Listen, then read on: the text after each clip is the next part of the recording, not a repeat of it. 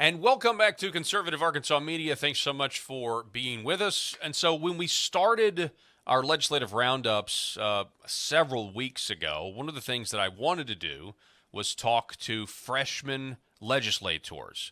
And we did that. We talked to a few freshman legislators in the Arkansas House of Representatives.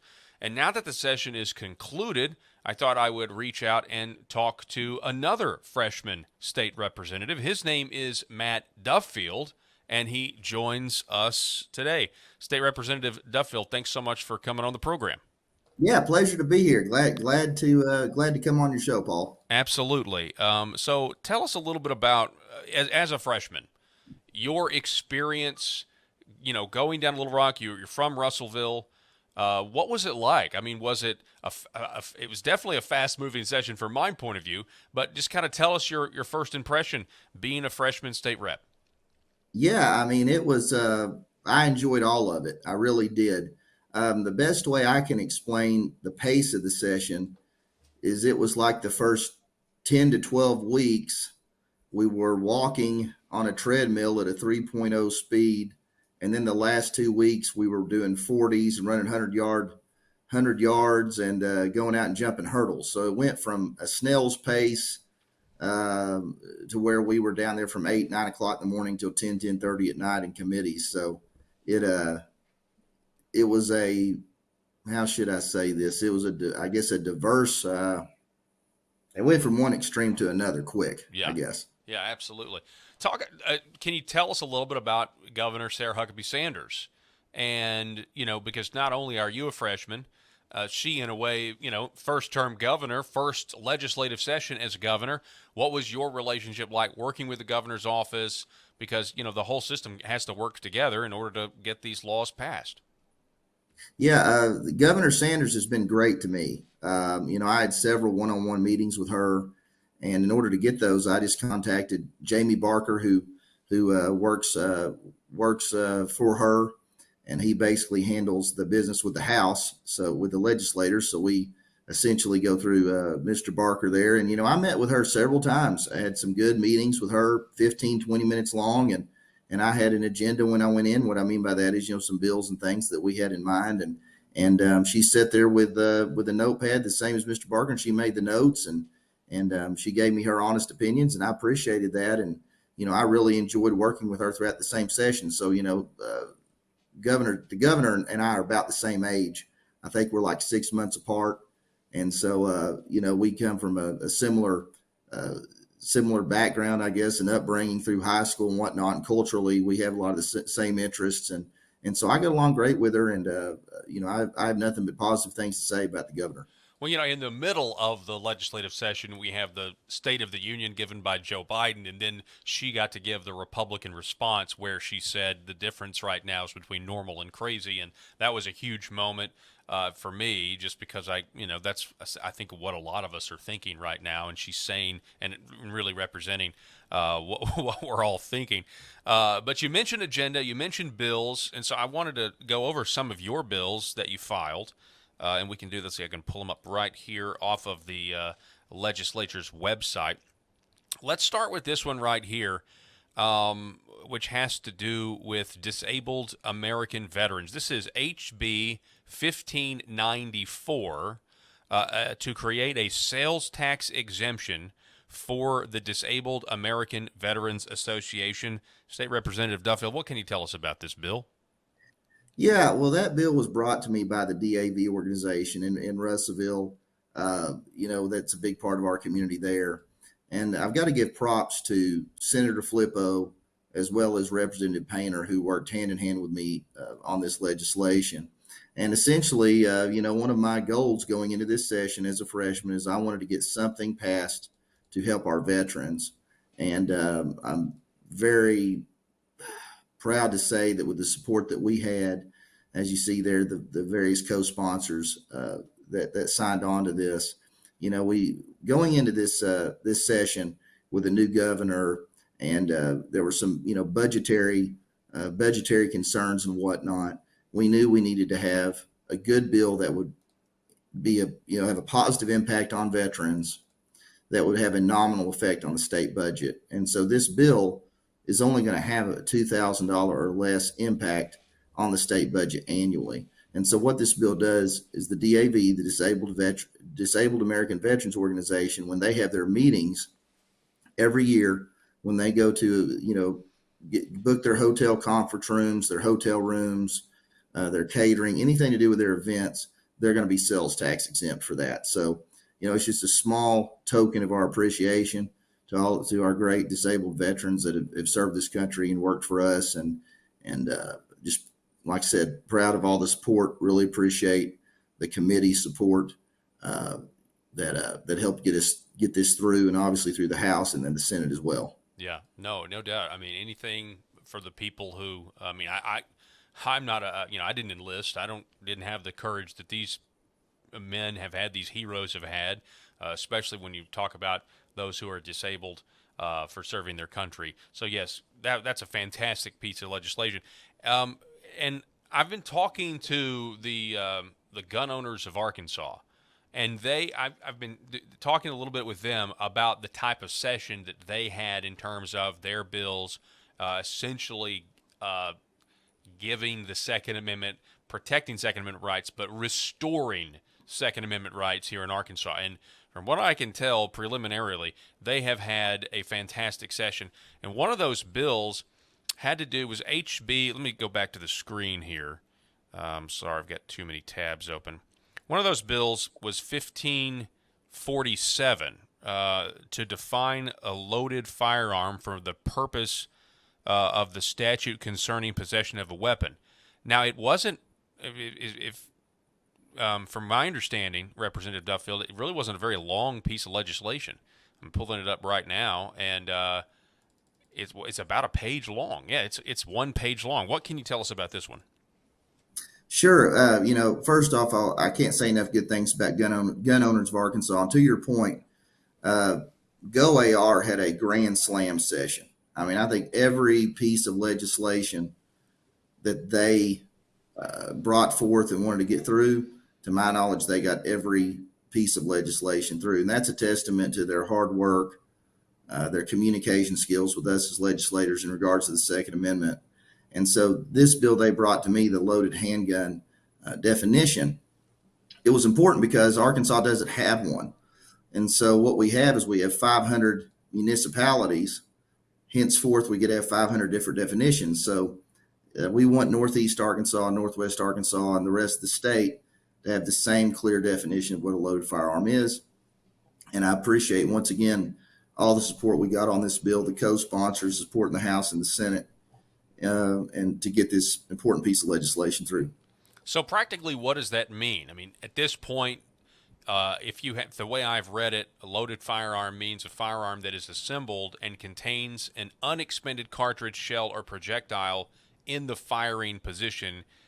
What exactly practically does that mean? If you have a magazine in the gun, but it's not in the chamber, that's not considered a loaded gun? Yes. Well, it's, I don't want to waste our whole interview going back and forth about it, but it says, if you read the bill, it says it pretty much in black and white what it is. And, that's how it is. This definition is the same definition the state of Utah uses. That's what we kind of modeled after. I think we made a few modifications to it. But what this does, it provides important clarification for judges across the state. I will say this, there was some concern from some judges saying, hey, if you pass this, there's going to be guns in the courtroom. Well, no, there's not. A judge has the ability, they can ban cell phones from their courtroom. And in the same light, they can certainly ban weapons, however they wish to define that, loaded or not. They can say they're not allowed in my courtroom. And so, that was a few things that was a thing that was brought up, but it was just not, in my view, a judge has the ability, they can do whatever they want in their courtroom. And so this would not affect that at all. It's simply just a clarification bill. You also passed, though, a Second Amendment resolution. I actually played the video of that. I think the last broadcast or the one before that here on Cam Media. That was an important thing as well, to declare, Arkansas as a Second Amendment state and a day to recognize that. Yeah, well, I appreciate that. And, the Second Amendment resolution, I thought it was important because, at least in my district, and I know certainly many others in the state, the Second Amendment's a really big deal. And in Pope County in Russellville, where I'm from, the Second Amendment, whenever I was on the campaign trail, and it was a big concern that we have a federal government in place that they wish to take our firearm rights away and then some, et cetera. And so I felt it was important to let them know, and as well to create a resolution that other legislators get on board with and go back to their district and say, look, we are going to protect the Second Amendment. And in my view, as you know, Paul, in our past discussions, the Second Amendment is the most important because it protects all the rest. And I think a lot of times people get a little too comfortable. I think we as a society get too comfortable thinking that, well, we've got our guns, we're past the point of having them taken away. And, I just think we need to remain diligent in our viewpoint that our Second Amendment rights stay and they are not infringed upon ever. Yeah, absolutely. Well, and with the federal government doing what it's doing now, and the weaponization of the federal government against law-abiding citizens, and in particular, apparently now, Christians, with the FBI infiltrating churches, according to reports, it's certainly good to have our Second Amendment more now than ever. So, again, we're talking with State Representative Matt Duffield, freshman. Let me ask you this.